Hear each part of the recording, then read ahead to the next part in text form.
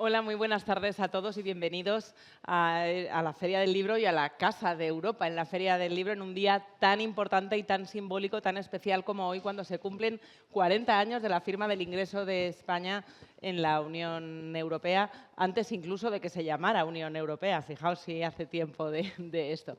Y tenemos a dos ponentes de excepción que seguro conocéis para hablar de este momento de incertidumbre de Europa frente a la incertidumbre global, que estaremos todos de acuerdo en que los tiempos que vivimos son bastante inciertos, que tenemos que andar echando de reojo siempre un vistazo al móvil a ver qué ha pasado. Esto lleva tiempo siendo así. La aceleración de los tiempos la conocemos bien desde hace unos cuantos años.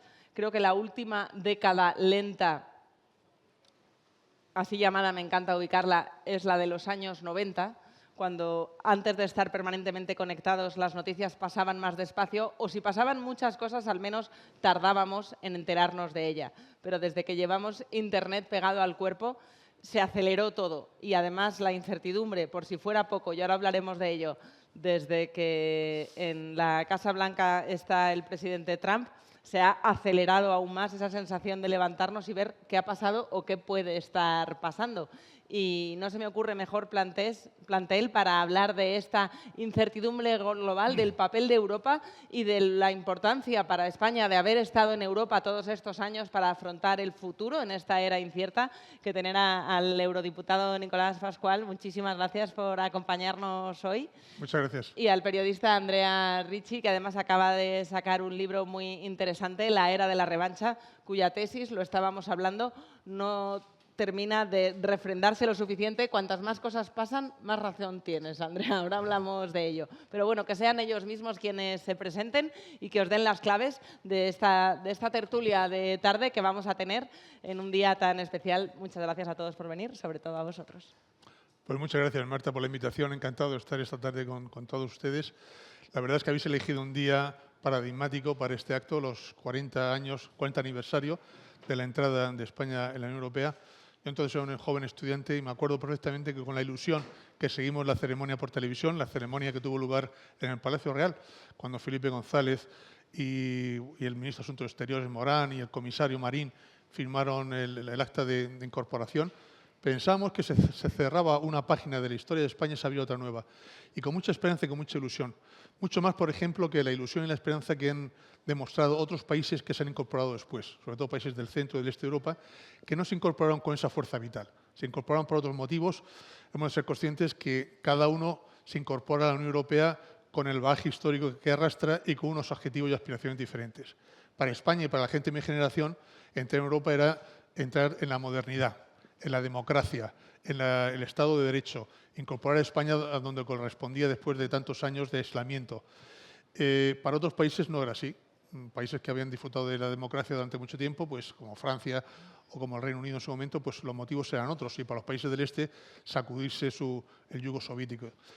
Pero, insisto, es uno de los momentos del punto de vista personal y colectivo para nosotros que marcaron a mi generación, y creo que merece la pena celebrarlo porque hemos hecho muchas cosas juntos y España ha aportado muchas cosas a la Unión Europea. Bueno, yo también quiero agradecer desde luego la invitación a las instituciones europeas, al Parlamento, para poder estar aquí en este día, en un día que coincido que es importante, significativo, lo es por muchos motivos. Y entre ellos, precisamente, todos los motivos que tienen que ver con esa incertidumbre, este cambio global que estamos viviendo, sufriendo, y en medio del cual es especialmente importante poder estar juntos en Europa. La Europa unida, la Europa del proyecto comunitario es la mejor defensa que los ciudadanos europeos tienen ante el oleaje internacional. Imaginemos si España hace 40 años no hubiese entrado en la Unión Europea, ¿cómo podría afrontar sola, por ejemplo, la embestida arancelaria que procede de Estados Unidos en estos tiempos? Es evidente, es muchísimo mejor poder responder a un desafío como ese unidos. Unidos somos más fuertes. Y el cambio, la incertidumbre, tiene muchos niveles. Desde luego, uno que tiene que ver con los pulsos geopolíticos. Lo vemos, lo sufrimos con el ataque armado que la Rusia de Putin ha lanzado contra Ucrania por distintos motivos en una lógica que tiene un rasgo imperialista, podemos decirlo. Ante eso también es mucho mejor, además de ser parte de la OTAN, estar unidos como Unión Europea en un momento en el que incluso la pertenencia a la OTAN no proyecta las mismas garantías que antaño por la llegada al poder de Donald Trump y todo lo que esto representa.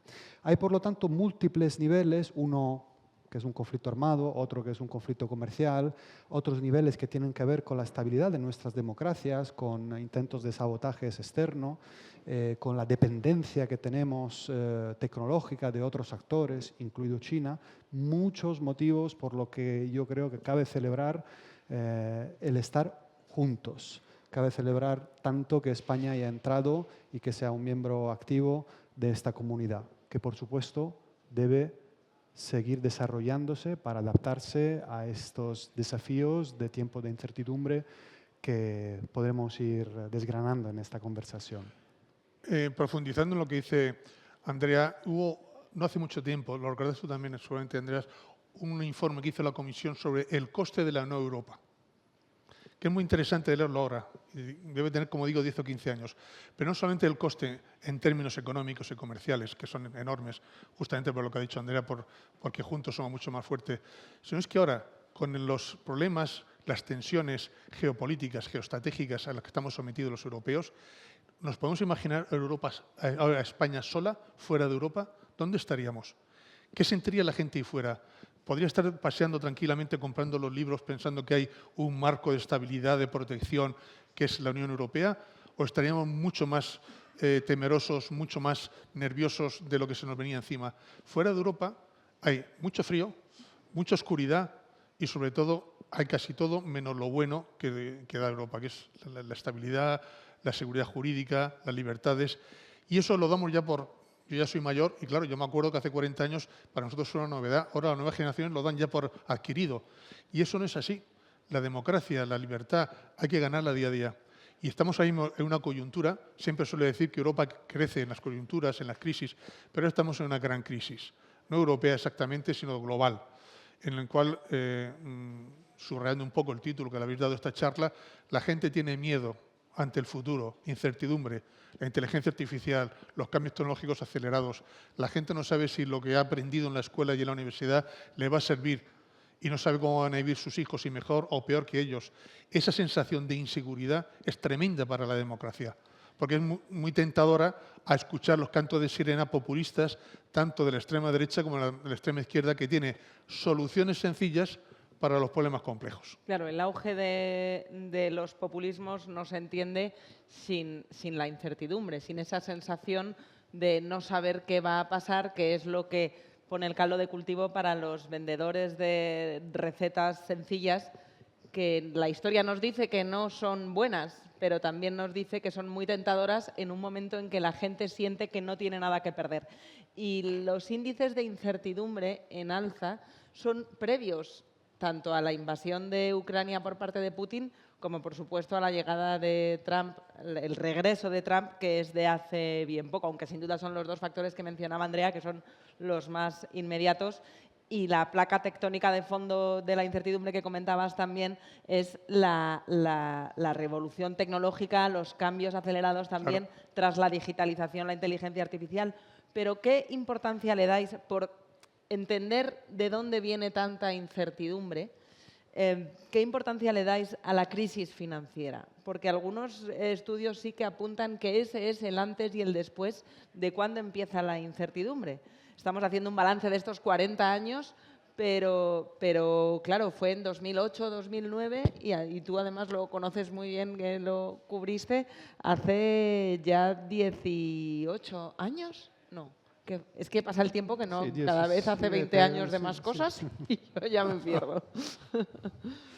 Tiene una enorme importancia, porque en efecto yo creo que el malestar que alimenta estas fuerzas populistas, extremistas, y que son efectivamente un obstáculo para proseguir en el camino de integración europea que a mi juicio es necesario para adaptar nuestro proyecto común a los retos modernos, bebe en gran medida de un malestar socioeconómico.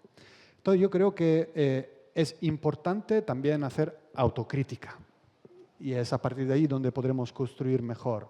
Creo que en conjunto se han cometido errores, ha habido excesos por parte del capitalismo que no han sido embridados, controlados de una forma adecuada y cuyo precio han ido pagando en cierta medida segmentos de las clases populares que son ahora aquellas que dan fuerza a movimientos extremos, dentro de la UE y fuera. Porque si pensamos el Brexit, ¿qué es? Es en gran medida una rebelión de amplios segmentos de las clases populares inglesas, que no británicas en conjunto, sino inglesas, de la periferia inglesa, que ante un malestar decidió pues, agarrarse a una opción, a una respuesta nacional populista, que infligió una grave herida al proyecto común. En Estados Unidos lo mismo. Trump no hubiese llegado al poder sin el apoyo de segmentos muy significativos de las clases populares. Unas clases populares blancas en el primer mandato, a las que se han sumado segmentos populares de los sectores latinos y afroamericanos. Entonces, tenemos que entender, yo creo, ese malestar socioeconómico que deriva de distintas cosas. Y yo creo que desde excesos del capitalismo y también una respuesta que se dio, si pensamos dentro de la Unión Europea, una respuesta de excesiva austeridad, cuando en Estados Unidos se optó por otro tipo de respuesta que facilitó una salida un poco más rápida, aunque no exenta de problemas, porque efectivamente luego llegó Trump, pero un poco más rápida. Y aquí yo creo que esa respuesta no fue la adecuada. A otra crisis se ha respondido de otra manera. A la crisis pandémica se ha respondido con una veta más atenta a la cohesión social. Creo que más acertada, creo que ha hecho ganar enteros a la Unión Europea y de hecho en los eurobarómetros últimamente se nota un nivel de conciencia de la importancia del proyecto común que está en máximos, ¿no? Y creo que en parte deriva de aquello.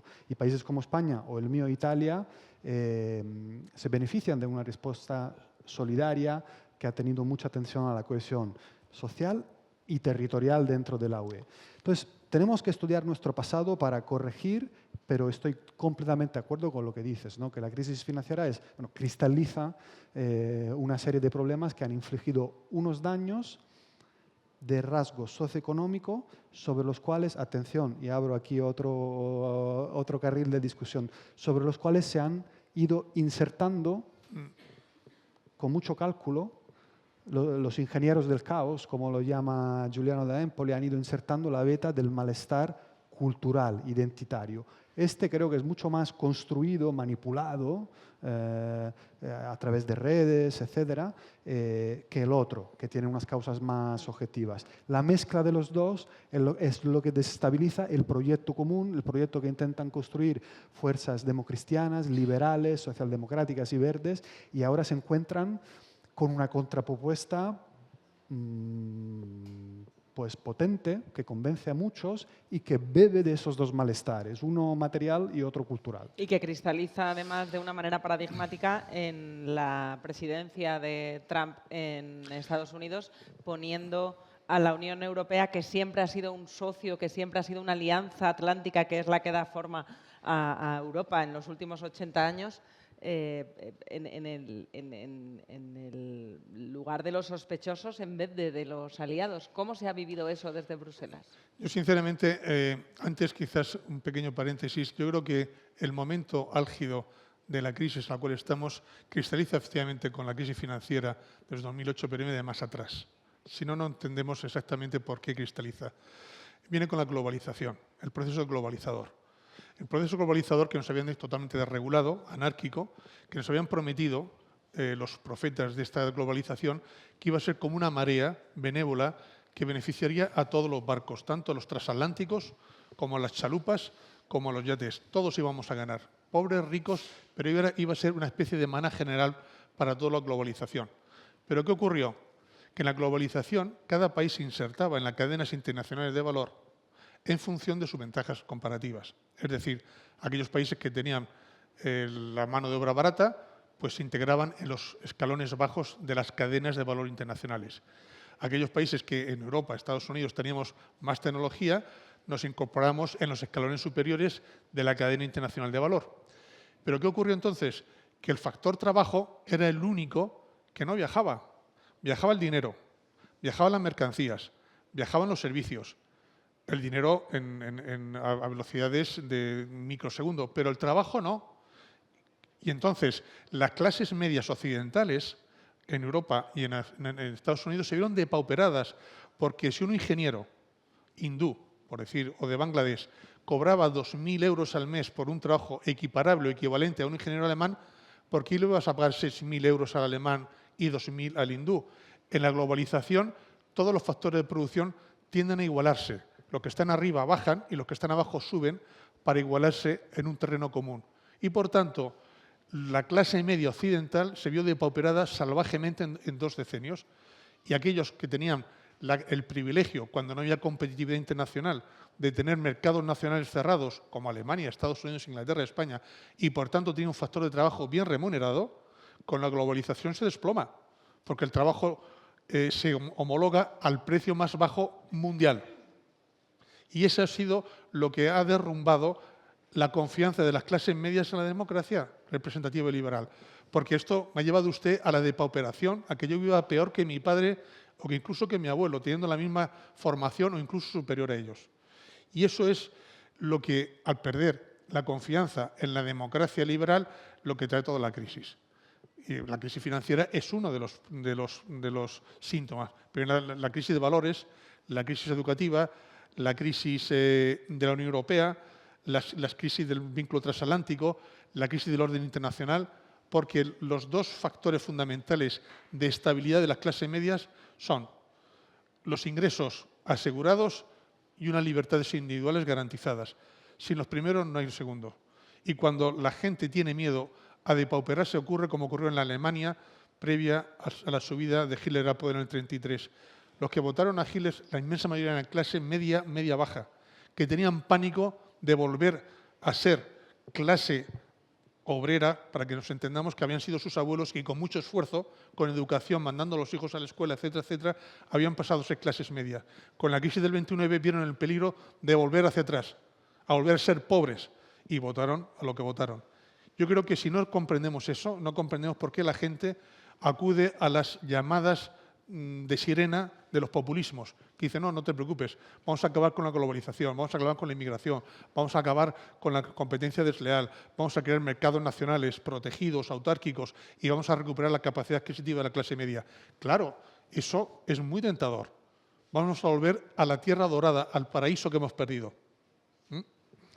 Sí, os preguntaba por eso, el inicio de la incertidumbre y cómo ha cristalizado ahora mismo en un escenario en lo que como europeos no pensábamos que fuéramos a estar nunca, que es sin el respaldo de Estados Unidos, o al menos verbal. Vamos a ver a dónde llega esto. Es una nueva dimensión de la incertidumbre que pone en entredicho el orden mundial tal y como lo conocíamos. Y eso en muy pocas semanas. Lleva, creo, unos 200 días la administración Trump, pero ha sido primero... recuerdo haber hablado con un banquero aquí en Madrid que va a menudo a Bruselas a reunirse precisamente con la comisión y que me decía que había ido muchas veces a Bruselas, muchas veces a reunirse y a ver el estado de la situación y la cooperación normal, pero que el día que fue, que era justo el día después de que el presidente Trump echara al presidente Zelensky de la Casa Blanca, del despacho Oval, de una manera que jamás imaginamos que veríamos en directo y no en una ficción, que a ese día en Bruselas se interiorizó que todo había cambiado, que esto no era el mundo que conocíamos y que iba a acelerar. Tenía la sensación, y os pregunto si la compartís, de que esa sensación de incertidumbre que genera tanto desasosiego también es una oportunidad de cambiar las cosas y de mejorar y de una alianza más fuerte que nunca. Que a lo mejor hay que darle el premio Carlomagno tan emblemático de a quienes contribuyen al fortalecimiento de la Unión a Trump, porque nadie ha hecho más para que nos unamos que la sensación de estar solo. Un ex equo entre Trump y Putin. Sí. Son federadores externos de la Unión Europea. Sí. Sí. Pues sí, creo que desde luego ese momento fue muy importante, pero también pienso que hubo algo anterior que fue igualmente importante, que es el discurso de J.D. Vance, el vicepresidente de Estados Unidos, en la Conferencia de Seguridad de Múnich en febrero de este año. Yo estaba allí, fue un discurso demoledor, fue la constatación de esta ruptura de un cordón umbilical y de un paraguas de seguridad. Yo estaba allí y tuve la sensación realmente de que las caras estaban desencajadas y que hubo una constatación inexorable de que allí cambiaba la época. Y de hecho, pocos días después, conocido el resultado de las elecciones alemanas, el ahora canciller Merck y entonces canciller en pectore, el día mismo de las elecciones dijo algo a mí muy, muy importante. Merz es una persona que ha tenido una trayectoria claramente atlantista, si podemos decirlo. Ese día, que fue realmente pocas horas después de ese discurso revelador de Vance, dijo: Europa tiene que construir su independencia de Estados Unidos. Es decir, adelantó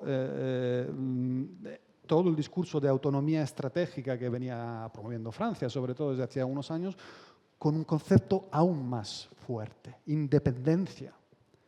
Y de Estados Unidos, no lo dejó ahí en la vaguedad, en la ambigüedad. Y en esas estamos. Tenemos que construir las instituciones, los procesos, los mecanismos y los conceptos para asegurar esa independencia, porque ya no podemos contar con Estados Unidos como proveedor de seguridad, tal y como ha ocurrido durante décadas. Eso requiere un salto adelante enorme, que exige muchas cosas. Y me gustaría aquí subrayar que creo que es fundamental que no nos ciñemos solo al aspecto de defensa, donde hay que avanzar, tanto en el sentido de dotarnos de más equipamiento, pero también como tener una mayor coordinación entre nosotros para que el uso de este equipamiento sea eficaz y, por tanto, disuasorio. Pero tenemos que pensar en la seguridad en un sentido más amplio, en un sentido que atañe también la seguridad de nuestras democracias, frente a intentos de alboroto, de manipulación, de sembrar la discordia dentro del seno de nuestras sociedades. Pero a la vez hay que hacer todo esto, y enlazo con tu discurso, estoy muy de acuerdo con lo que has dicho, hay que hacer todo esto mientras cuidamos y protegemos esa clase media o esas clases populares. ¿Por qué? Porque si avanzamos en seguridad en el sentido de la defensa, con grandes esfuerzos de gasto, como serán seguramente necesarios y cristalizarán en la cumbre de la OTAN, pero descuidamos a clases medias y clases populares, tendremos un efecto de desgarro terrible. La gente verá que invertimos grandes sumas en ciertas cosas que yo creo que son necesarias, pero si en paralelo ellos ven que el terreno se le va por debajo de los pies, corremos el riesgo de exponernos a una bajada del consenso europeísta, porque Europa promoverá algunas cosas mientras ellos se sentirán precarizados y asimétricamente desventajados con respecto a las élites, que en cambio son high flyers. A ellos no les toca, ellos se enganchan bien a ese mundo globalizado. Pero hay clases medias o clases incluso casi medio alta, porque la revolución de la inteligencia artificial golpeará aún más posiblemente a ese ingeniero alemán o a otra figura. No es solo clases populares. Hay grandes segmentos de nuestras sociedades que sufren con el tiempo moderno y que si no hay una protección, los perderemos. Y estoy tan de acuerdo con lo que has dicho, que de hecho en el libro que has mencionado yo sitúo el inicio de la nueva época en 2001. Diciembre de 2001. ¿Por qué?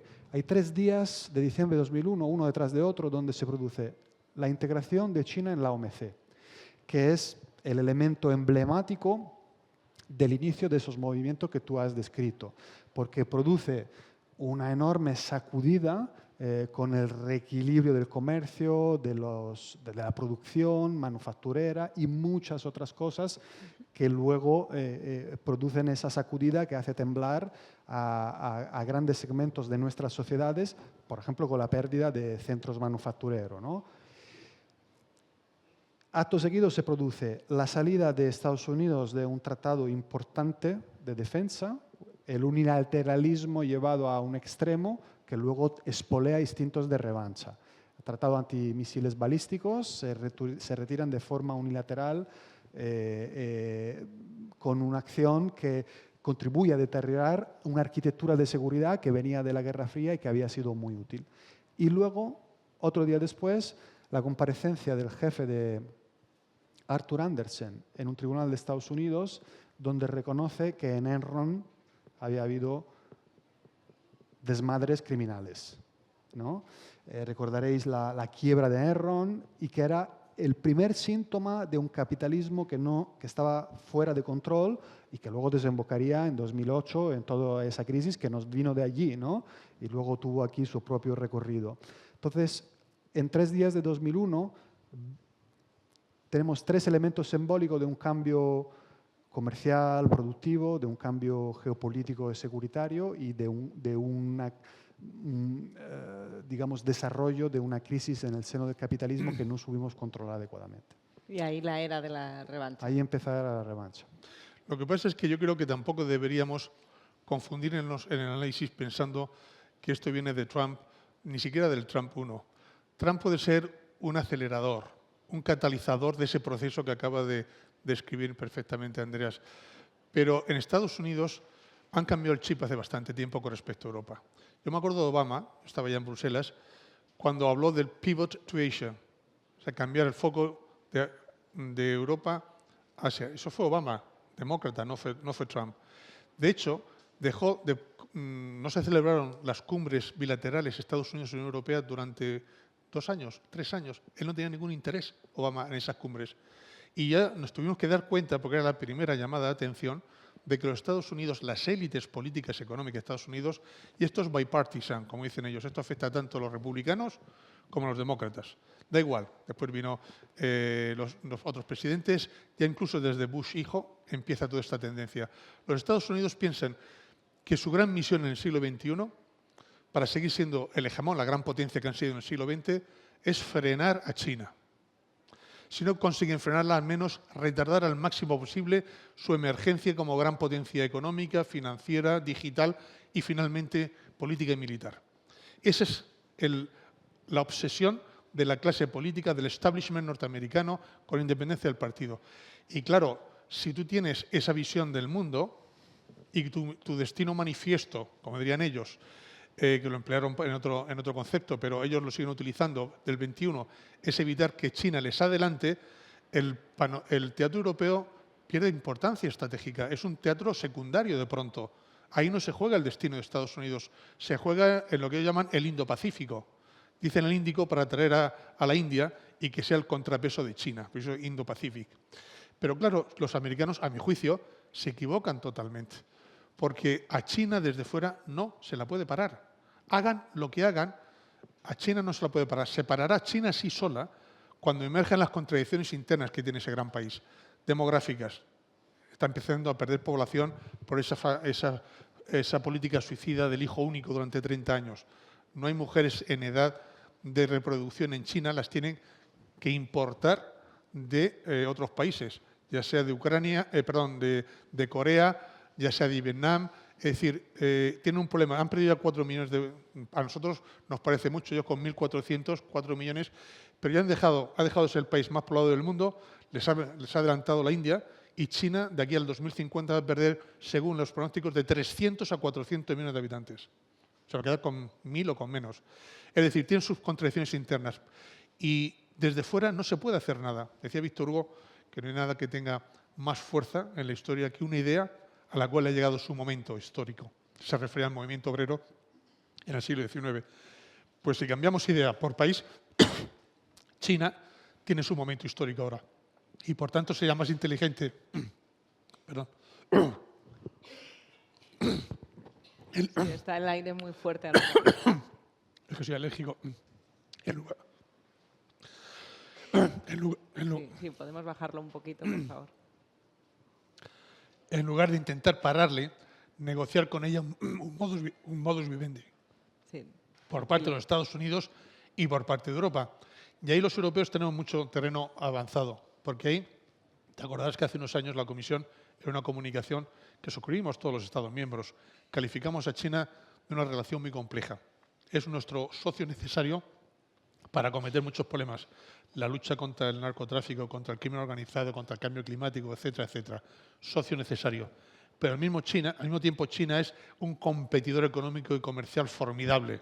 Formidable.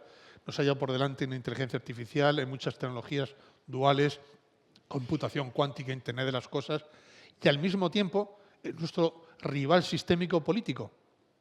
Claro, imaginaos lo complejo que es la relación con China, a diferencia de la Unión Soviética, que no tenía ninguna interrelación con Occidente, y por tanto había dos bloques claramente establecidos, los capitalistas, democrático, y el comunista totalitario. Ahora China no, ahora China tiene más dólares en su reserva que ningún otro país. Bueno, ahora ya Japón le ha adelantado a China, pero durante mucho tiempo China era el gran detentador de dólares en su reserva y tiene los mercados, la cadena norteamericana de Walmart, no sé, el 70-80% de sus productos son chinos. Es decir, la interrelación entre Estados Unidos y China es enorme. Por tanto, los americanos siguen pensando que pueden parar a China estrangulando su crecimiento económico y financiero y se equivocan. Y como efecto secundario nos afecta a nosotros. Pierden interés, pero no solamente Trump, toda la clase política americana y empresarial pierden interés en Europa, que es un escenario secundario. Y lo tenemos que reconocer. Cuanto antes, mejor. En lo que te recuperas la voz, voy a hacer una pregunta, Andrea, y también a invitaros a que penséis alguna pregunta, porque creo que podemos pasar el micro en cuanto haya manos alzadas. Por favor, que esto sea también una conversación, porque Europa, además de muchas otras cosas, también es una conversación permanente y está en construcción, así que las preguntas que traigáis seguro que van a ser... Mira, en lo que le acercáis el micro a esta persona. Le pregunto a Andrea muy brevemente, y sé el desafío que es responder una pregunta así muy brevemente, pero si Europa ha significado algo, hablábamos de los 40 años del ingreso de España en la Unión Europea, pero es que son 80 años de la paz, del final de la Segunda Guerra Mundial que mencionabas hace un momento, y Europa ha significado paz. Entonces, estar hablando del rearme es muy complicado para lo que ha significado siempre Europa, y las circunstancias han cambiado tanto que con Rusia siendo un vecino tan hostil y además invasor de Ucrania, que es nuestra frontera, ¿cómo crees que va a desenvolverse esto? ¿Qué puede hacer Europa? Europa debe adaptarse a un nuevo tiempo y garantizar la paz hoy es una cosa distinta de lo que era garantizar la paz hace algunas décadas. En efecto, el proyecto comunitario es un proyecto de paz entre naciones europeas que habían generado conflictos terribles durante siglos. Pero hoy mantener la paz, garantizar a los ciudadanos europeos la paz y, por tanto, la prosperidad y la libertad, que no pueden existir sin la paz, es dotar al conjunto de naciones europeas de una capacidad disuasoria y de protección suficiente como para evitar que haya malas ideas por parte de otros actores que ya han demostrado su disposición a emprender aventuras violentas. Entonces creo que hay que hacer un discurso que es importante dirigir especialmente a los segmentos progresistas de las sociedades europeas, que a veces tienen un reparo que hay que comprender, que hay que respetar y sobre el cual hay que trabajar de forma didáctica. Pacifismo no es sinónimo de desarme completo. No, pacifismo es no agredir a nadie, es no tener la voluntad de agredir a nadie y colaborar con otros países y naciones sobre la base de reglas y de diplomacia. Pero esto no implica renunciar a construir capacidades disuasorias. Las necesitamos porque el mundo es el que es. Hemos visto que tenemos un vecino dispuesto a la acción armada. Y por el otro lado ya no tenemos el paraguas con el que hemos contado. Habría mucho más que decir, pero me has pedido ser sintético. Habría Lo mucho dejo más, ahí. seguro que Nicolás quiere añadir algo luego, pero vamos primero con la pregunta del público. Vale, muchas gracias por este almuerzo intelectual. Me gustó. Entonces, quisiera saber, frente a esta incertidumbre global, ¿cuál es la política europea común frente a las crisis ambientales desde el Acuerdo de París de diciembre de 2015 hasta la próxima COP30 que se celebrará en Brasil en noviembre de 2025? Gracias. Bueno, la verdad es que es una pregunta, muchas gracias, una pregunta muy pertinente, muy inteligente. La Agenda Verde, que ha sido la prioridad, fue la prioridad de la Comisión y de la última Comisión, la primera de von der Leyen, por cierto, ha perdido fuerza.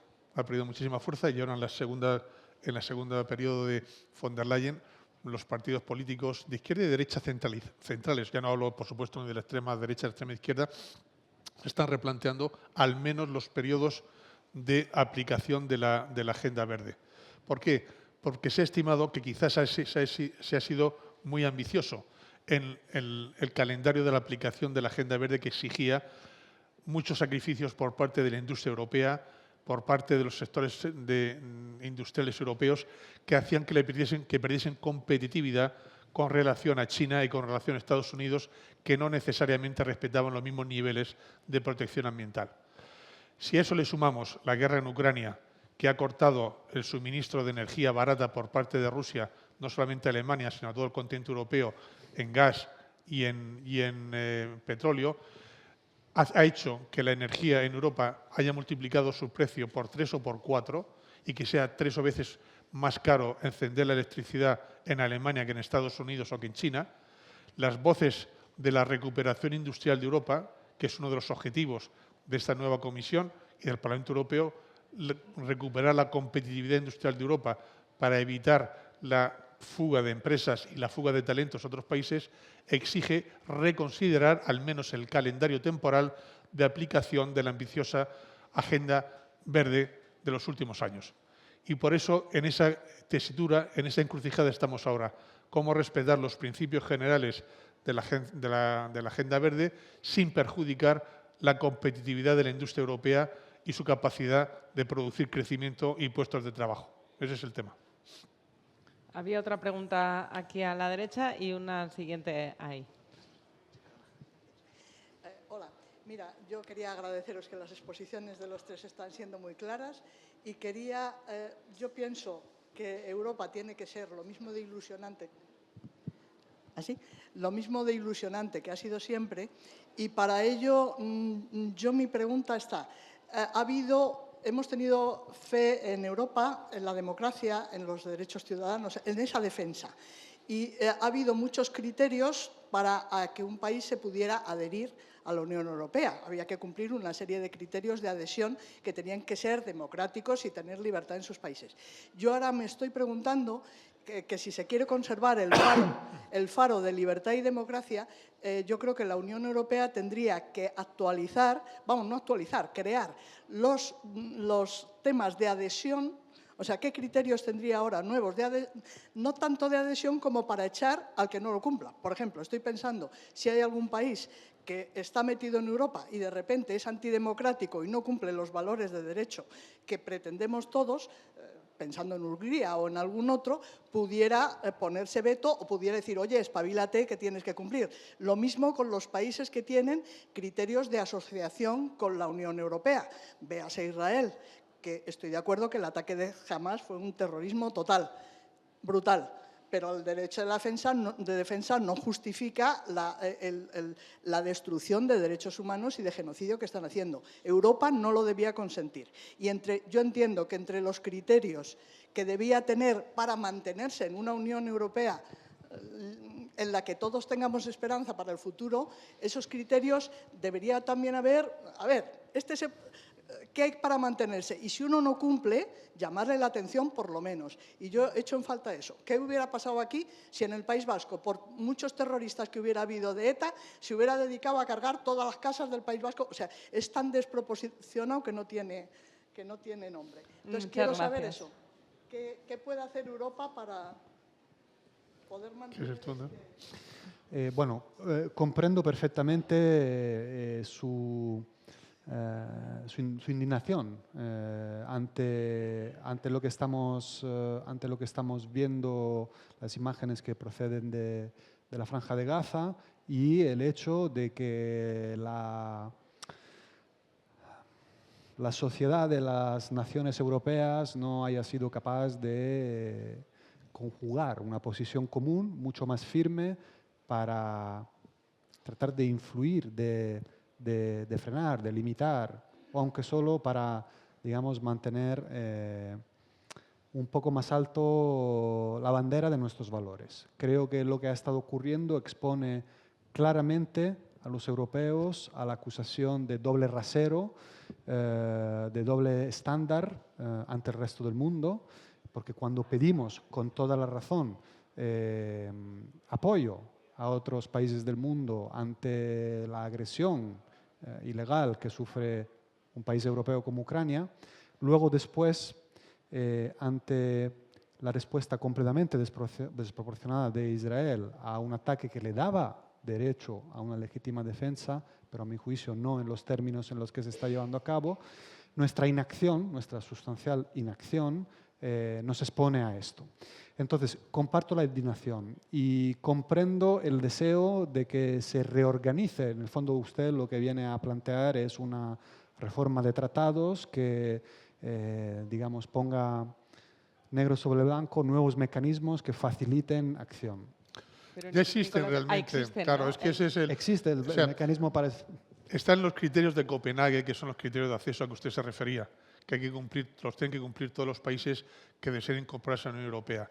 Después, en un proceso negociador, hay 33 capítulos que hay que negociar bilateralmente con el país al cual se le otorga el estatuto de país asociado. Y la Comisión es bastante exigente en el cumplimiento de esos 33 capítulos. Esos son lo que se llaman los criterios de Copenhague, porque se aprobaron en su momento durante la presidencia danesa. Pero ya en el tratado actual, en el artículo 2 y en el artículo 7, se establece claramente mecanismos para que aquellos países que violen o no respeten los principios básicos sobre los cuales se construye la Unión Europea, la libertad, la democracia, la división de poderes, el respeto de los derechos humanos, el derecho humanitario, se le pueda aplicar sanciones después de un proceso reglado, que pueden consistir básicamente de dos tipos. Congelar la transferencia de fondos que le corresponde a ese país. De hecho, por ejemplo, ahora Hungría tiene congelados la transferencia de 10.000 millones de euros por parte de Bruselas, porque se le activó el artículo 2 y el artículo 7, o que no tenga derecho a veto, ni voto en el Consejo. Y, por tanto, se le retira el derecho a voto y se le congela la transferencia de fondos. ¿Que esto es suficiente o no para disuadir a presentes y futuros violadores de los principios sobre los que se basa la Unión Europea? Posiblemente no, habría que articular otros mecanismos. Pero con estos dos que existen en el tratado, si existe voluntad política por parte de los Estados miembros, yo creo que son bastante disuasorios. Muchas gracias. Había otra pregunta, por favor. Y otros dos o tres por aquí. Vamos a tener que ser muy breves en preguntas y respuestas porque nos quedan 10 minutos y 4 manos alzadas. Buenas tardes. Básicamente ya me ha respondido con el tema de Ucrania. Lo que acaba de comentar era en esa dirección. Yo añadiría como pregunta mía es ¿por qué Europa, si es un grupo de países tan potentes en Occidente, es tan tibio para frenar a Israel frente a Gaza? Casi que nos hemos puesto como espectadores de aquel genocidio, siendo que se sabe, ¿no?, que Europa es un conjunto de países potentes. Esa es una de las preguntas. La otra que yo quería hacer era, ¿qué pasa si Estados Unidos renuncia a la OTAN? ¿Por qué es tan grave que se salga de la OTAN? Se ve como si fuera un temor cuando Trump amenaza de irse o de descolgarse de este tratado. ¿La primera y la segunda? Voy a atreverme a responder yo una, pero solo con una palabra porque he pedido brevedad. Voy a ejercerla por dinero. Vale, para la primera y para la segunda. Respondo yo a la primera entonces. Bueno, usted dice, los países europeos son potentes, cierto, somos países prósperos, con capacidades. Sin embargo, cabe notar que incluso teniendo la voluntad, creo que no tenemos las palancas para realmente influir en la política de Israel. Eso está sobre todo en manos de Estados Unidos. Eso no es una excusa. Y yo estoy de acuerdo con usted que me parece incomprensible e inaceptable que no ejerzamos, digamos, nuestras posibilidades. Son limitadas, se ciñen sobre todo en la relación comercial. Somos el primer socio comercial de Israel, podríamos hacer cosas ahí, podríamos revisar el acuerdo de asociación y yo creo que deberíamos. Y no lo hacemos porque no hay un consenso interno. Y entonces ahí voy a completar la respuesta a la señora. Es cierto que existen esos mecanismos para sancionar a los díscolos, pero lo que no tenemos y que requería una reforma de tratados es una regla para actuar en política exterior sin unanimidad. Y entonces, mientras eso sea así, estamos con las manos atadas en muchos sentidos. Entonces, potentes sí, podríamos hacer cosas, pero no decisivas. En cualquier caso, que no las hagamos es... a mi juicio, un fallo moral que nos perseguirá durante siglos. Y rápidamente el tema de Estados Unidos. Estados Unidos de momento es imprescindible en la OTAN porque es el único país que nos proporciona lo que se llaman habilitadores estratégicos que no tenemos, que se entienden por, en inglés, strategic enablers. Habilitadores estratégicos son aquellos métodos logísticos que te permiten luchar una guerra. Por ejemplo, la inteligencia de los satélites, que recoge los satélites, que en este caso era Elon Musk, a través de su Starlink, la que proporciona la inteligencia al gobierno, por ejemplo, de Ucrania, para evitar la rápida victoria de las tropas invasoras rusas hace 3 años. Si eso no se hizo, fue porque Starlink le dio toda la información al gobierno ucraniano a tiempo para que estuviesen esperando las tropas rusas en el aeropuerto y no pudiesen desembarcar los aviones, por ejemplo. Eso no lo tenemos todavía los europeos. No tenemos esa capacidad de inteligencia y de control satelital. Nos falta también, por ejemplo, drones, vehículos no tripulados. Es fundamental, estamos viendo en la guerra de Ucrania, que un dron que te puede valer, pues no sé, de 6.000 a 60 o 600.000 euros, puede acabar con un tanque que cuesta 1 o 2 millones de euros. No tenemos tampoco capacidades logísticas de reabastecimiento en aire. Los aviones para las largas travesías necesitan aviones nodriza que les den combustible en el aire. No tenemos suficientes en Europa. Nos falta también capacidad de artillería de largo alcance y de precisión que tienen los norteamericanos. Hasta que Europa no se dote de esos medios, de esas capacidades, no podemos prescindir de los Estados Unidos de América. ¿Cuánto tardará eso? Depende de nosotros, de los europeos. Si somos capaces de ponernos de acuerdo, de movilizar los recursos suficientes y de gastar mejor y de una forma conjunta y no fragmentaria en 27 Estados miembros. Si lo hacemos bien, de 5 a 10 años tendremos las capacidades para defendernos solos con o sin los Estados Unidos. Antes no. Fenomenal. Había el caballero del sombrero que lleva un rato. Mi pregunta es muy sencilla. Soy Herminio Prieto. ¿Para cuándo una Europa unida? Porque realmente lo que yo veo como arquitecto, además, ahora estoy intentando acceder a fondos Next Generation, que están muy de boca en boca, pero es un laberinto imposible. Mi pregunta simplemente es esa. ¿Para cuándo una Europa unida que sea capaz de hacer frente a Estados Unidos, lo que estabas comentando tú, Nicolás, en cuanto a fabricación de armas suficientemente actualizadas y que supongan una garantía de estabilidad de la paz frente a los desastres que están ocurriendo? Efectivamente, Europa, yo me siento como europeo, como español, me siento muy avergonzado porque estamos viendo en la televisión muchos crímenes de lesa humanidad, de ese tipo de cosas muy graves de tipo nazi, ¿sabes? de hace 80 años y no somos capaces de hacer nada. O sea, no entiendo por qué tanta institución, tanto departamento, yo he conocido, he estado en Bruselas, he estado en Europa y no sé, me parece que tendríamos que ser más ejecutivos a la hora de actuar. Gracias. Lo que pasa es que el proceso de unificación europea está sin acabar. O sea, precisamente el objetivo final del proceso europeo se mantiene en la ambigüedad de una forma voluntaria, para que quepan todos, los federalistas, los confederalistas, los centralistas y los mediopensionistas, si quieres. Si, por ejemplo, decimos que el objetivo de Europa es hacer una federación de estados, se descolgarían muchos que no quieren llegar allí, que quieren... Bueno, entonces no tendrías una Europa unida, tendrías la cuarta parte de Europa unida o la mitad. Eso se llaman las cooperaciones reforzadas. Avanzan más rápido los que quieren y después los demás... Pero si quieres avanzar todos al mismo tiempo, tienes que tener un ritmo que todos puedan aceptar. Dicho esto, tenemos que acelerar, sin duda. La guerra en Ucrania ha sido un aldabonazo enorme, y la de Gaza también. Es decir, Europa, si no tiene una voz propia, única en el tablero internacional, no pintamos nada. Si no tenemos un ejército propio, no pintamos nada. Si no tenemos la capacidad de defendernos, no pintamos nada. Pero eso no se puede acelerar por un acto volitivo.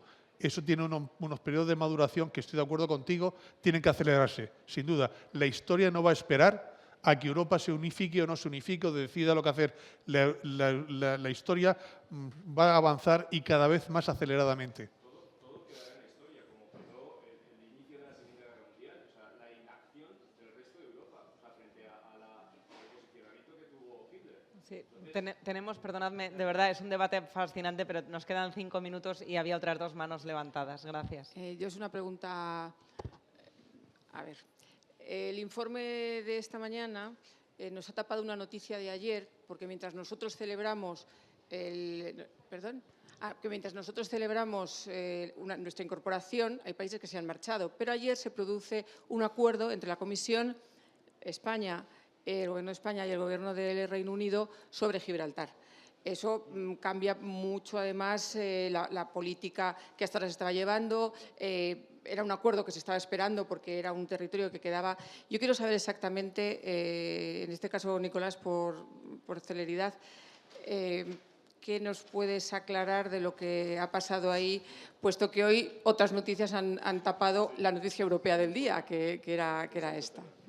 Rápidamente, no me atrevo a hacer un juicio de valor del acuerdo porque todavía no se ha firmado nada.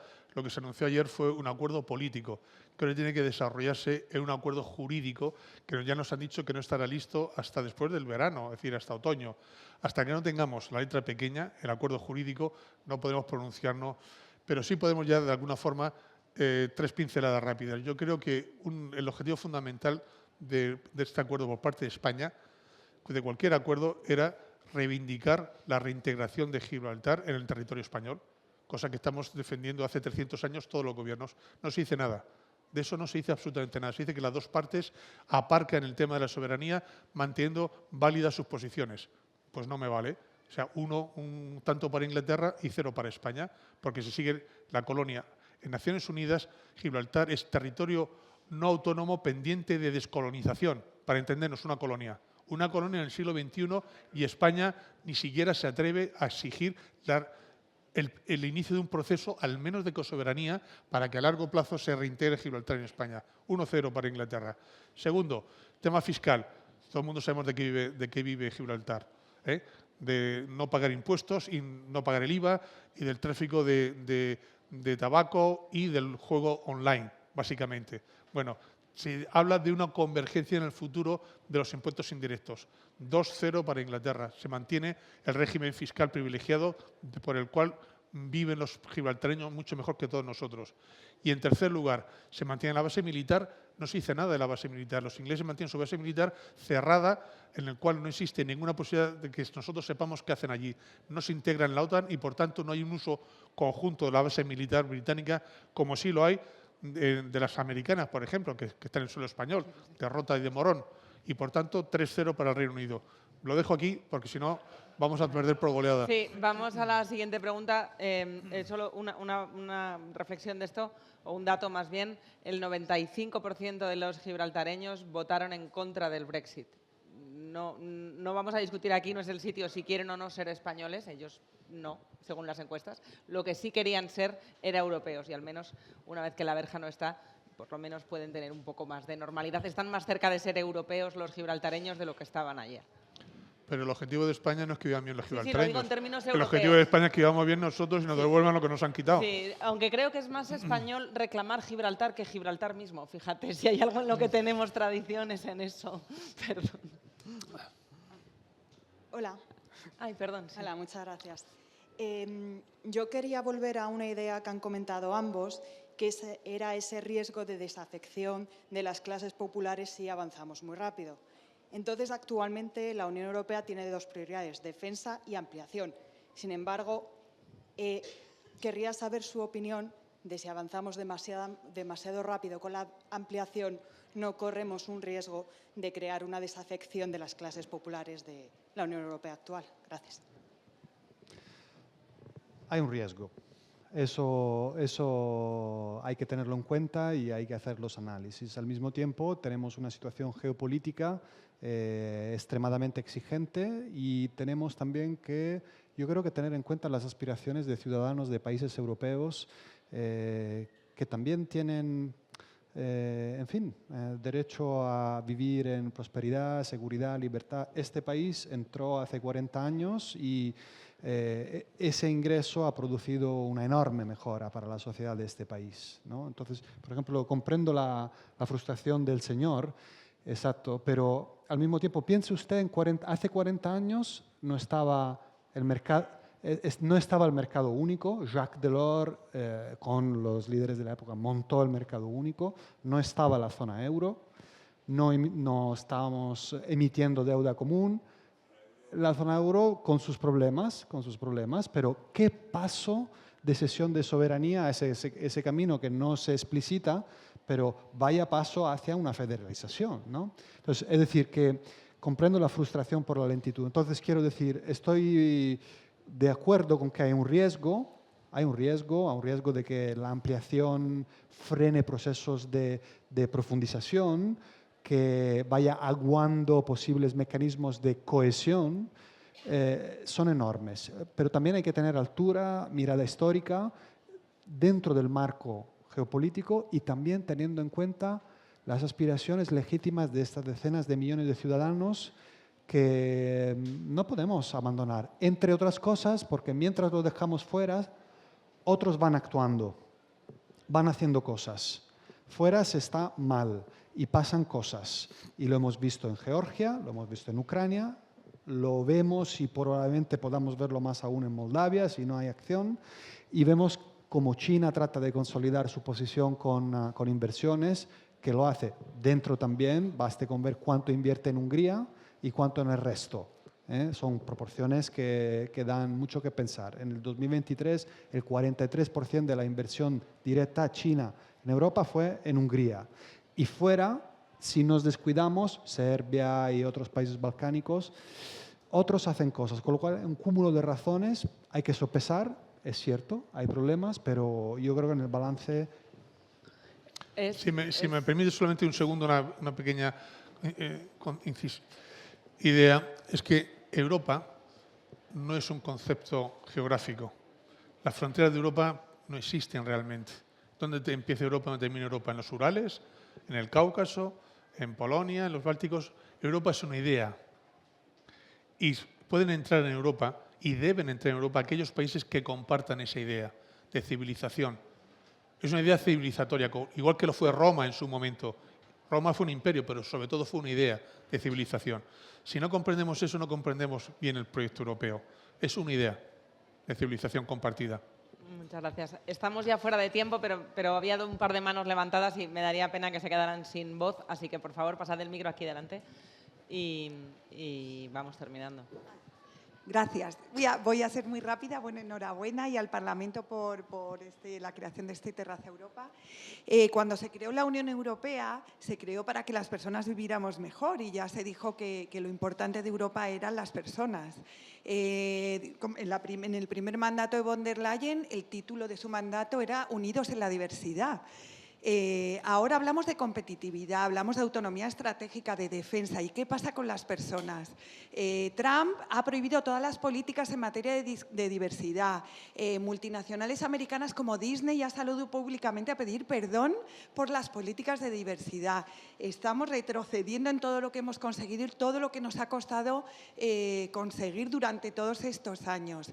¿Qué va a pasar en Europa? ¿Va a seguir la tendencia y va a seguir a Trump en estos temas o va a seguir apostando por las políticas sociales? ¿Tú? Vale, creo que es un punto clave, lo he mencionado al principio.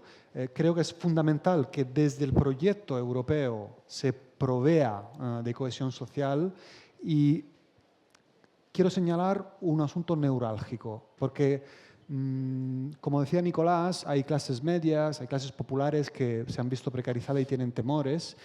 Y el problema que tenemos actualmente es que las grandes palancas de protección social realmente están todas en manos del Estado. Entonces, tenemos ahí un riesgo. ¿Por qué? Porque hay fuerzas nacionalpopulistas que precisamente venden un proyecto de protección frente al oleaje del mundo y las mayores palancas están en manos de los Estados. Entonces, creo que debemos ir hacia una construcción distinta en la que haya una mayor capacidad de acción social desde el proyecto europeísta, para que la gente vea que desde Europa viene también eso. De otra forma, es más alto el riesgo de que la ciudadanía caiga en esta hipnosis por la que cree que el proyecto proteccionista, soberanista, nacionalista es aquel que provee la protección. Entonces, tenemos que romper esto de distintas maneras, incluido cuidando la manipulación del discurso público que hipnotiza las mentes de tantos con la mera manipulación, pero al mismo tiempo deberíamos lograr, con una acción política e institucional, que desde el proyecto común vaya brotando elementos de protección, como lo ha sido durante la pandemia. De otra forma, tenemos un flanco descubierto y quienes abogan por un proyecto desintegrador o de freno pueden apoyarse en esas palancas que están en manos de los Estados. Totalmente de acuerdo. Lo que pasa es que también esto no llevaría muy lejos este debate, pero efectivamente una cosa es defender las políticas de diversidad y de pluralidad, que estamos absolutamente todos de acuerdo, y otra cosa es algunos excesos woke que venían de Estados Unidos.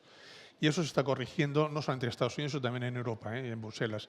Es decir, la sensación es de que se fue muy lejos en algunos temas sin ningún consenso social, por la imposición de unas minorías sexuales, raciales, religiosas, como quieramos llamarlos, pero que eran minorías que impusieron su credo a la gran mayoría social que no lo compartía del todo. Y cuando hay un exceso siempre hay una corrección. La segunda ley de la física de termodinámica es que a toda acción le corresponde una reacción. Y cuanto más fuerte es la acción, más fuerte es la reacción. Yo creo que deberíamos situar al péndulo en un sitio centralizado, donde hay un consenso social de políticas que aceptamos todos, pero sin radicalismos minoritarios que solamente representan los sueños de unas minorías que se estaban imponiendo de una forma muy poco democrática además. Y yo creo que es un debate, insisto, que no es para hoy, pero que una cosa es respetar la diversidad y otra cosa es imponer un credo sin consenso social. ¿Había alguna otra pregunta? Sí. No había levantado la mano hasta ahora, pero de todo esto, el ciudadano corriente lo que quiere es saber más. El libro de Andrea es fantástico, me lo he leído, es esclarecedor, pero la esperanza individual que le da a cada uno es un poco difusa. Entonces, lo que estáis diciendo de que no hay que caer en la hipnosis, de que no hay que tener esa ceguera de pensar que los populismos nos van a ayudar, es útil cuando te haces culto, cuando vas enterándote y demás. Yo estoy jubilada y ahora estoy intentando aprender de geopolítica. Creo que los medios de comunicación deberíais hacer un esfuerzo mayor porque los debates públicos que salen en la televisión sean de calidad, como es este, y no las cosas chabacanas que estamos viendo continuamente. Entonces, muchas enhorabuenas por esta presentación, que es esclarecedora, y creo que por ahí van los tiros, tratar de educar a la ciudadanía en que seamos un poco más cultos. Pues muchísimas gracias. Seguro que en eso vamos a estar todos de acuerdo. Solamente volver al título de nuestra charla, que muchísimas gracias de nuevo por la invitación. Lo fundamental es no tener miedo. Si tenemos miedo, estamos perdidos. Si tenemos miedo, caemos en las garras de aquellos que viven del miedo, de nuestro miedo. No podemos tener miedo, porque eso, como digo, es la antesala de todas las dictaduras y de todos los populismos. No. Y lo que usted dice tiene toda la razón, jubilada, formándose, leyendo, queriendo aprender más y con inputs de calidad. Ojalá pudiésemos hacer algo así todos los días. Sí, desde luego, y garantizar que Europa siga siendo ese espacio de libertad que siempre ha sido y que no haya minorías, como por ejemplo en Hungría, donde la minoría LGTBI está absolutamente perseguida ahora mismo y hasta la propia manifestación del orgullo ha sido prohibida. Si Europa sirve para algo, lo preguntabais antes, es precisamente para garantizar que todos somos libres y estamos en igualdad de condiciones, y la única manera de garantizarlo es esa. Decía Enrico Letta en el libro sobre el futuro de Europa, que ha publicado hace poco, precisamente después de recorrerse todos los países y hacer más de 400 entrevistas, que hay dos tipos de países en la Unión Europea: los países que son pequeños y los que no saben que lo son, que juntos somos más fuertes, y gracias de verdad por haber venido aquí a demostrarlo.